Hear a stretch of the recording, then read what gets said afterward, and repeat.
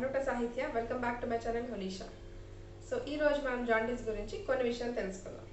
మన బాడీలో plasma bilirubin increase అయినప్పుడు ఆ కండిషన్ని జాండీస్ అంటాం. సో ఉండవలసిన లెవెల్ కన్నా ఎక్కువగా ఉంటే that is known as jaundice.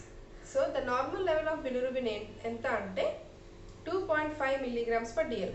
So దీనికన్నా ఎక్కువ ఉంటే ఆ కండిషన్ని మనం జాండీస్ అంటాం. సో ఈ బిలిరూబిన్ మన బాడీలో లివర్ అనే ఆర్గన్ ప్రొడ్యూస్ చేస్తుంది. So any changes, functional changes of the liver, so లివర్లో ఏదైనా ప్రాబ్లం వస్తే ఈ బిలిరూబిన్ లెవెల్స్ అన్నది ఆల్టర్ అవుతూ ఉంటుంది. A few points about liver. Liver మనకి రైట్ హైపోకాండ్రిక్ రీజన్లో ఉంటుంది and it is a veg shaped organ which has 4 surfaces: anterior, posterior, inferior and right.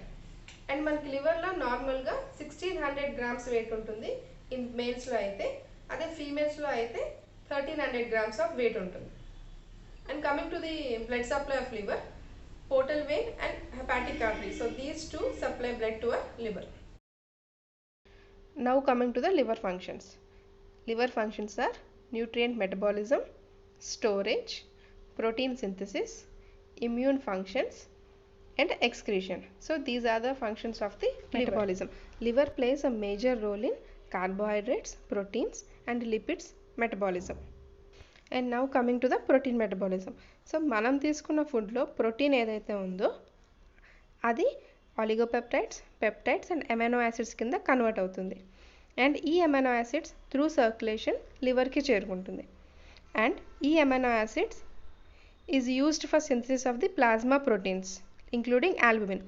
So మనకి తీసుకున్న ప్రోటీన్స్ అన్నీ కూడా అమైనో యాసిడ్స్ కింద కన్వర్ట్ అయ్యి and these amino acids again synthesized to form plasma proteins including albumin in the liver, and any excess of amino acids will be converted into urea.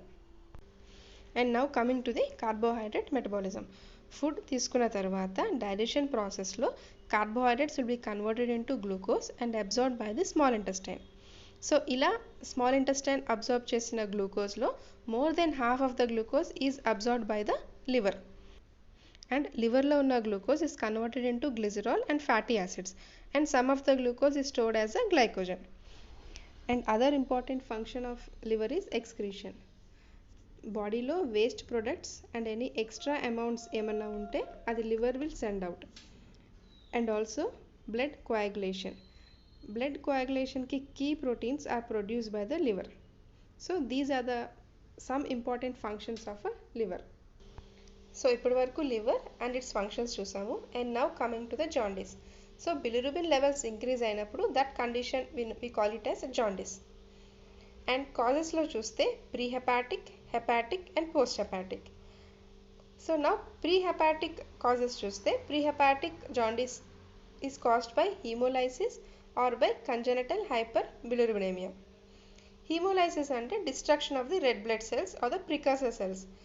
So RBCs destruction అవడం వల్ల we have an increased bilirubin production, thus causes jaundice. And the next is hepatocellular jaundice. జనరల్గా liver cells are 80% made up of hepatocytes and remaining 20% are endothelial and epithelial cells. Liver cells యొక్క function ఏంటి అంటే they take up unconjugated bilirubin, transport out conjugated bilirubin. So ఇది normal function of the liver. But due to acute and the chronic liver injuries tissue damage అనేది జరుగుతుంది. So దీనివల్ల intake of unconjugated బిలిరూబిన్లో కానీ outlet of conjugated బిలిరూబిన్లో కానీ changes వస్తాయి, resulting in increasing levels of both unconjugated and conjugated bilirubin. So this is hepatocellular jaundice.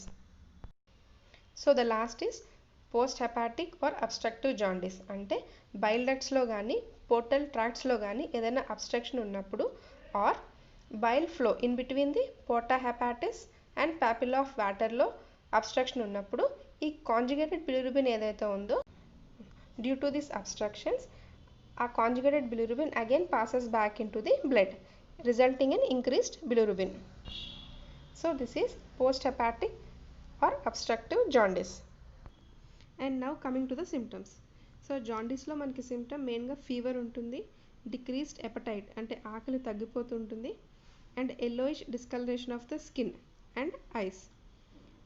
And abdominal pain and tenderness. Tenderness అంటే మనకి ఆ ఏరియాలో టచ్ చేస్తే పెయిన్ ఉంటుంది. And the other symptoms are pale stool, dark urine, vomiting and also weight loss. So these are the symptoms present in jaundice. And now coming to the prevention. Prevention is better than cure. So మన habits మీదే మన health depend అయి ఉంటుంది. So say no to alcohol, exercise regularly and have a balanced diet.